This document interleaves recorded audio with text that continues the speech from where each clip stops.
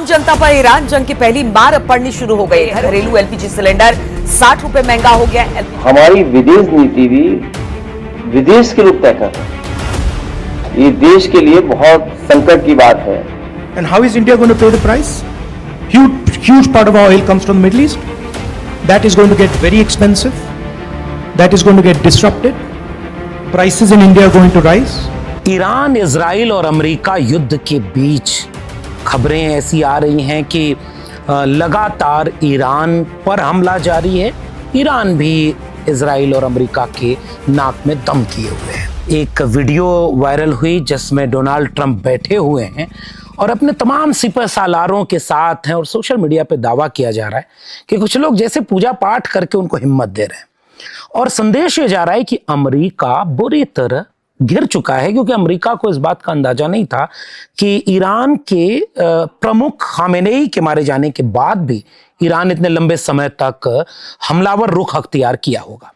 लेकिन इस सबके बड़ा असर भारत के ऊपर देखने को मिल रहा है।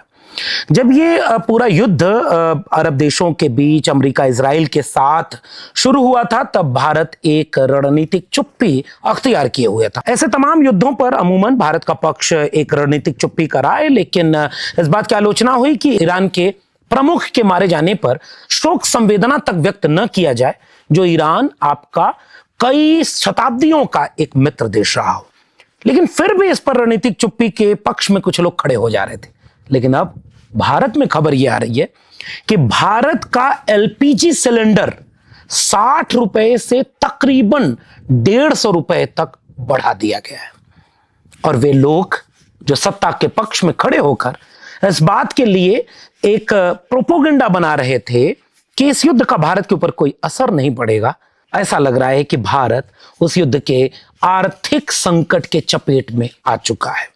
इसका विश्लेषण करेंगे। विश्लेषण इस बात का भी करेंगे कि स्ट्रेट ऑफ हार्मुज, जैसे अमेरिका ने कहा कि वो खुला हुआ है, लेकिन ईरान ने दावा किया कि हमने उसे बंद किया है, कोई भी विमान उधर से गुजरेगा या जलपोत गुजरेगा तो उसे मारते रहेंगे। और इसके बाद देखा गया कि बहुत बड़ी तादाद में वहां से यातायात लगभग नियंत्रित हो गया, कम हो गया। भारत के तेल आयात पर इसका गहरा असर पड़ना था। फिर सरकार की तरफ से यह प्रचार किया गया कि ऐसा तो है नहीं, हम तो रूस से तेल लेते हैं। फिर अब पिछले 24 घंटे में 2 बयान आए। अमेरिका की तरफ से साफ तौर पर आधिकारिक बयान दिया जा रहा है कि हम 1 महीने के लिए भारत को रूस से तेल आयात करने की छूट दे रहे हैं। और भारत की तरफ से भारत सरकार के अनाधिकृत या हिंदुस्तान पेट्रोलियम से लेकर इंडियन ऑयल और भारत सरकार के दरबारी पत्रकारों द्वारा यह माहौल बनाया जा रहा है कि हम तो ऑलरेडी रूस से तेल लेते थे। यह तो अमेरिका का दावा झूठा है। लेकिन अंतरराष्ट्रीय कूटनीति पर भारत की मौजूदा सरकार बुरी तरह घिरती नजर आ रही है। विपक्ष हमलावर है। कांग्रेस पार्टी के प्रमुख नेता प्रतिपक्ष राहुल गांधी की पिछले भाषण वायरल किए जा रहे हैं, जिसमें वो कह रहे थे कि भारत तेल आयात में बुरे फंसने वाला है। और आंकड़े बता रहे हैं कि पिछले दिनों रूस से तेल आयात भारत का घटा था और प्रोपेगेंडा किया जा रहा है कि नहीं, वो उतना ही था। लेकिन अमेरिका की तरफ से जो बयान आए हैं उसने भारत की अंतरराष्ट्रीय रणनीति पर गहरे सवाल खड़े कर दिए। इसका विश्लेषण करना जरूरी है। तो सबसे पहले यह खबर अपनी स्क्रीन पर देखिए कि भारत में एलपीजी सिलेंडर 60 रुपए महंगा हो गया। अब इन खबरों को जो आप अपनी स्क्रीन पर देख रहे हैं, यह तो एक हकीकत है, ये एक तथ्य है कि भारत में घरेलू उपयोग के एलपीजी सिलेंडर 60 रुपए महंगे हो गए आज से, और व्यावसायिक उपयोग के एलपीजी सिलेंडर 140 रुपए से ज्यादा महंगे हो गए। पिछले दिनों हमने आपको भी ये खबर दिखाई थी। हालांकि भारत सरकार के जो पैरोकार लोग हैं उनकी तरफ से इसे खारिज किया जा रहा था कि ऐसा कोई पैनिक होने की जरूरत नहीं, भारत के पास पर्याप्त तेल भंडार है, भारत का आयात तेल का प्रभावित नहीं होगा। लेकिन ये जो अपनी स्क्रीन पर आप देख रहे थे ना, तेल भराने के लिए पेट्रोल पंप पर लोगों की लाइन लगने लगी। एक मजाकिया वीडियो भी इस बात का वायरल होने लगा कि पानी की टंकी में एक व्यक्ति डीजल भरवा रहा था। फिर लोगों ने कहा कि नहीं, ये तो एक प्रोपेगेंडा है, विपक्ष की साजिश है, भारत पर युद्ध का कोई असर नहीं पड़ेगा। लेकिन ये जो घरेलू उपयोग का एलपीजी सिलेंडर महंगा हो गया, इस पर क्या कहेंगे? ये एएनआई ने एक वीडियो डाली है, मैं चाहता हूं कि इसकी छोटी से हिस्से को देखिए। एक घरेलू महिला घरेलू एलपीजी सिलेंडर का दाम बढ़ने से कैसे परेशान है। मैम, एलपीजी सिलेंडर पर 60 रुपए बढ़ गए हैं, कितना असर पड़ेगा आम आदमी की जेब पे इससे? बहुत सारा पड़ेगा। अभी सिलेंडर बढ़े, कुछ दिन में पेट्रोल डीजल भी बढ़ जाएंगे तो हर चीज महंगी होती जाएगी। 60 रुपए एकदम से बढ़ जाना एलपीजी सिलेंडर पे, ये आम आदमी की जेब पर कितना असर डालता है इसका? और खास करके जो घरेलू महिलाएं हैं वो कई बार पैसे जोड़ जोड़ के उसकी करती है, इस तरह बहुत फर्क पड़ता है भैया। औरों के लिए लगता है कि ये 60 रुपए कुछ नहीं है, लेकिन आम आदमी के लिए बहुत कुछ होता है। इस वीडियो को देखने के बाद और भी तमाम रिएक्शन आपको मिलने लगेंगे कि एलपीजी सिलेंडर तो एक शुरुआत है। जैसे ही तेल आयात पर असर पड़ेगा, भारत में महंगाई बढ़ेगी, यातायात के शुल्क बढ़ेंगे, तो हर चीज पर महंगाई, खुदरा हो या थोक के सामान विक्रेताओं की, उन सब पर इसका असर देखने को मिलेगा। यह एक गंभीर संकट भारत के लिए पैदा हो रहा है। भारत सरकार की अंतरराष्ट्रीय कूटनीति सवालों के घेरे में आ रही है। अब दूसरी खबर, मैं चाहता हूं कि पहले इस खबर पर आप गौर से देखें कि अमेरिका की तरफ से क्या क्या दावे किए जा रहे हैं। पहले ये ट्वीट अपनी स्क्रीन पर देखिए। इस ट्वीट पर देख रहे हैं, इसको हिंदी में अगर मैं तर्जुमा करूं तो इसका अर्थ यह हुआ कि अमेरिका इजाजत दे रहा है भारत सरकार को कि आप कहीं और से तेल आयात कर सकते हैं। अगर आपको इस ट्वीट पर यकीन ना हो तो अब ये बयान सुन लीजिए, जो अमेरिका की तरफ से खुलेआम एक नहीं अनेक बार दिया जा रहा है। इन बयानों का लब्बो लुआब ये है कि अमेरिका इजाजत दे रहा है। भारत के प्रमुख विपक्षी दल, भारत के नागरिक, भारत का बुद्धिजीवी यही सवाल तो भारत की मौजूदा हुकूमत से पूछ रहा था, ये अमेरिका है कौन? डोनाल्ड ट्रंप पहलगाम हमले पर ऑपरेशन सिंदूर को रुकवाने के लिए 35 से 45 बार कहा जा रहा है कि दुनिया के सामने बोलता रहा, मैंने रुकवाया। हालांकि ये डोनाल्ड ट्रंप की उथली राजनीति है जिसको दुनिया ने देखा है। वो रूस और यूक्रेन का भी युद्ध रुकवा रहा था, नहीं रुक पाया। वो अब भारत पाकिस्तान का युद्ध रुकवा रहा था जिसको किसी ने गंभीरता से नहीं लिया, और पूरी दुनिया के ऊपर उसने युद्ध थोपा है। और इसका भी विश्लेषण करेंगे कि एप्स्टीन फाइल का वो कौन सा जिन है, जैसे अमेरिका में जब वो जिन बाहर आया तो ट्रंप ने अपनी हुकूमत को बचाने के लिए दुनिया के ऊपर युद्ध थोप दिया। यह तो एक बात है, हम नहीं मानते डोनाल्ड ट्रंप को, हम तो अपनी भारत सरकार के साथ खड़े होते हैं। लेकिन भारत सरकार, भारत राष्ट्र एक संप्रभु राष्ट्र है, और उसकी संप्रभुता की जिम्मेदारी जिस हुकूमत पर होती है, उसकी जिम्मेदारी है कि जैसे ही दुनिया का कोई और देश आपकी संप्रभुता के ऊपर इस तरह के सवाल खड़े करे, आप आधिकारिक स्टैंड लेते हैं, आप ये कहते हैं कि खबरदार अमेरिका, आपको ये कोई हक नहीं है, हम किससे तेल खरीदेंगे और किससे नहीं खरीदेंगे ये भारत सरकार खुद निर्णय लेगी। मैं खोज रहा था भारत सरकार का ऐसा एक भी आधिकारिक बयान नहीं दिखा। तो भारत सरकार से हम ये सवाल करते हैं कि आपकी विदेश नीति किस तरह से लोगों के सामने खड़ी हो रही है, और इसके बाद आप विपक्ष को लगातार खारिज करते हैं।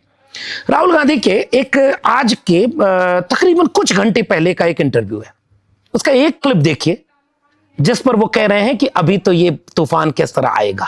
जरा गौर से देखिएगा इसे। And how is India going to pay the price? Huge part of our oil comes from the Middle East. That is going to get very expensive. That is going to get disrupted. Prices in India are going to rise. Fuel in India is going to become more expensive. Economic growth in India is going to slow down. And so we have to be very careful about what we do. इस clip को देखे होंगे तो आपको लगेगा कि युद्ध शुरू हो चुका था, युद्ध बढ़ रहा है, युद्ध विनाशक हो रहा है। तो राहुल गांधी ने कौन सी नई बात कह दी? सारे अर्थशास्त्री, सारे बुद्धिजीवी ये मान रहे हैं कि हां, इसका असर भारत पर पड़ेगा। तब हम आपको दो बयान दिखाएंगे, और ये बयान युद्ध शुरू होने के काफी दिनों पहले के हैं। संसद के बयान है, सड़क के बयान है। और पहला बयान नेता प्रतिपक्ष राहुल गांधी का सुनिए, जब पिछली बार लोकसभा में खड़े होकर के उन्होंने कहा था कि अंतरराष्ट्रीय स्तर पर भारत की कूटनीति किस तरह फेल हो रही है, और अमेरिका यह तय करने वाला है कि इससे तेल खरीदो, इससे मत खरीदो, इससे ये करो, इससे मत खरीदो। आपका बाजार अंतरराष्ट्रीय वर्चस्वशाली देशों के तनाव के बीच एक टूल बन गया है। सुनिए राहुल गांधी को। Now the United States will decide who we buy oil from. Yes. The United States will come to us and say, you cannot buy oil from so and so and so and so and so and so. Russia, Iran, whoever they want. They will decide. Our Prime Minister will not decide. Please understand, and they will monitor. They will keep a watch, meaning they will look. And if India buys oil from anyone they do not want, they will punish us. And they will take our tariffs right back to 50%. ये बयान आपको बहुत पहले का है और मैं चाहता हूं कि आपको अखिलेश यादव का भी ये बयान सुनना चाहिए, जिसमें वे बार बार ये बात कह रहे थे कि भारत को अपने विदेश नीति को और कारगर बनाना होगा, भारत को चीन पर नजर रखनी होगी, भारत को अमेरिका के सामने कमजोर नहीं दिखना चाहिए। सुनिए अखिलेश यादव की इस चेतावनी का, जिसे भारत सरकार ने नजरअंदाज किया। हम लोग पहली बार देख रहे हैं, हमारी विदेश नीति भी विदेश के लोग तय कर रहे हैं। ये देश के लिए बहुत संकट की बात है कि हमारी विदेश नीति भी विदेश के लोग तय कर रहे हैं। इसीलिए मैंने कहा कि विदेश नीति विदेश के लोग नहीं तय कर सकते। भारत की विदेश नीति क्या होगी, भारत की सरकार, भारत के लोग तय करेंगे। इन बयानों के बाद मैं चाहता हूं कि अब कुछ आंकड़ों पर बात कर लेते हैं। मिसाल के तौर पर पहले कुछ लोगों का बयान दिखाते हैं, पत्रकार नुमा दरबारी लोग। एक जमाने में लोकतंत्र के लिए कहा जाता था कि सत्ता जिस सच को छिपाए, उस सच को जो दिखाए वो मीडिया होता है, लोकतंत्र का चौथा खंभा। देश के सामने लाइव टेलीकास्ट करके यह दिखाया गया कि विपक्ष झूठ बोल रहा है।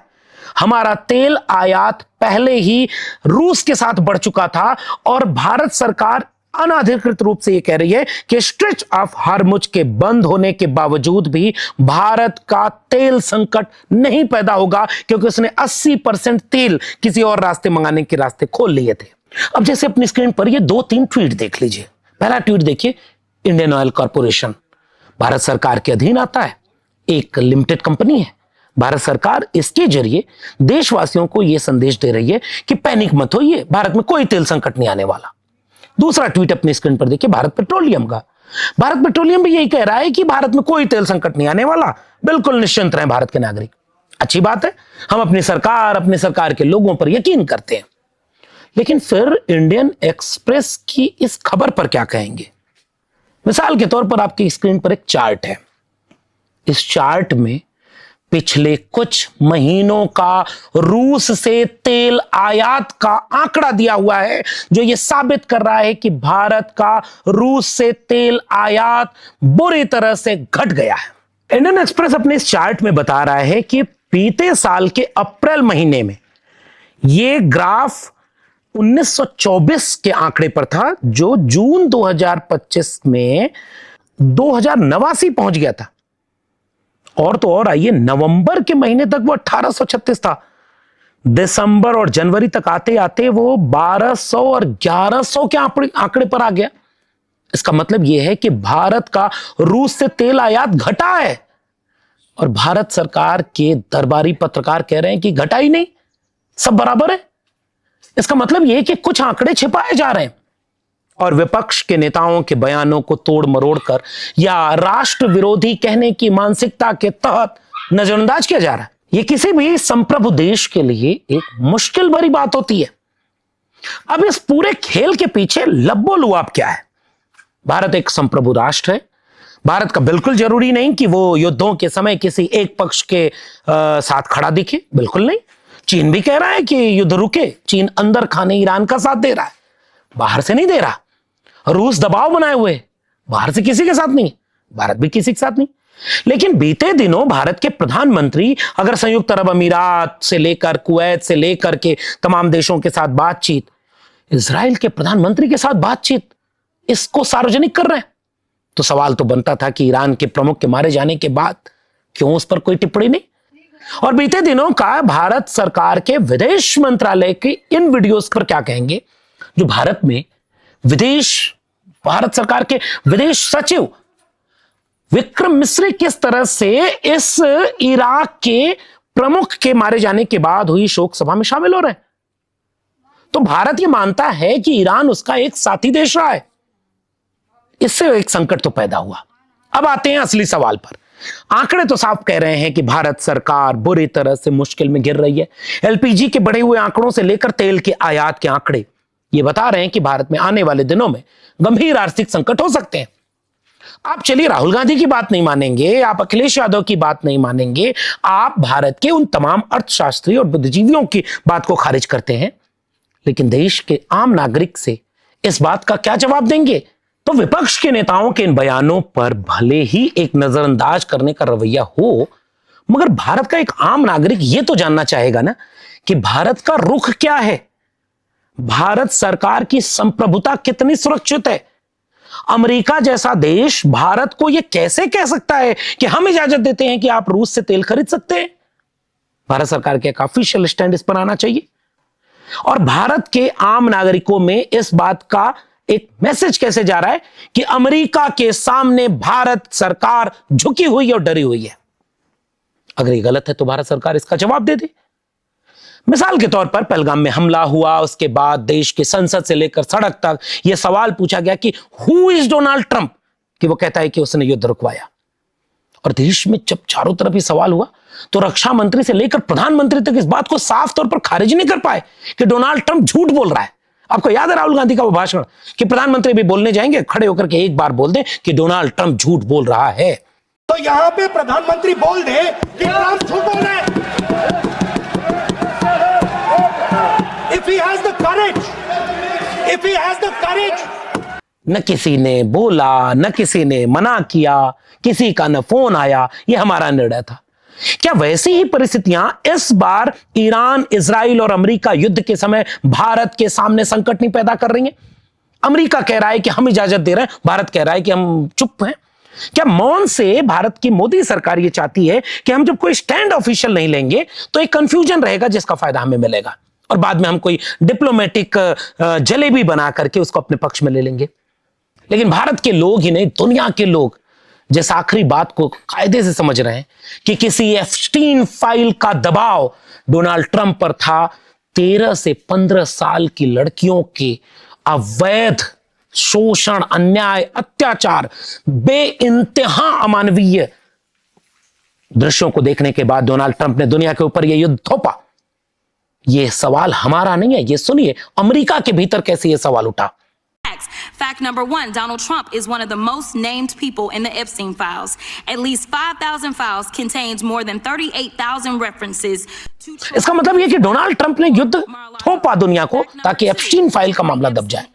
फिर जब भारत ये कहानी आई तो भारत में हरदीप सिंह पुरी बुरी तरह से फंसे हैं मोदी सरकार के कैबिनेट मंत्री, और इसके चलते नरेंद्र मोदी का नाम उस ईमेल में आना, इजराइल के सामने नाच करना और भारत सरकार का इसे खारिज न कर पाना, क्या इस अंतरराष्ट्रीय दबाव में भारत अमेरिका के सामने दबाव में है, झुक गया है? आप एलपीजी सिलेंडर का दाम बढ़ा रहे, आप आयात की शर्तों को मान रहे और आप स्ट्रेच ऑफ हॉर्मुज के बंद होने से लेकर ईरान के पूरे तनाव पर कुछ भी नहीं बोल रहे। इसका मतलब ये कि किसी चाल में भारत सरकार फंस तो नहीं गई, और अगर भारत सरकार फंसी हुई है तो फिर विपक्ष के नेताओं राहुल गांधी, अखिलेश यादव की चिंताएं अनायास कैसे हैं, बेजा कैसे हैं, और देश के नागरिकों को इस बात में यकीन कैसे दिलाया जाए कि भारत सरकार एक संप्रभु राष्ट्र की सरकार है और वह किसी के दबाव को नहीं मानती है। मैं इंतजार करूंगा प्रधानमंत्री और देश के सरकार का वो ऑफिशियल स्टैंड आए जिसमें वो खारिज करें कि कौन है अमेरिका जो इजाजत देता है।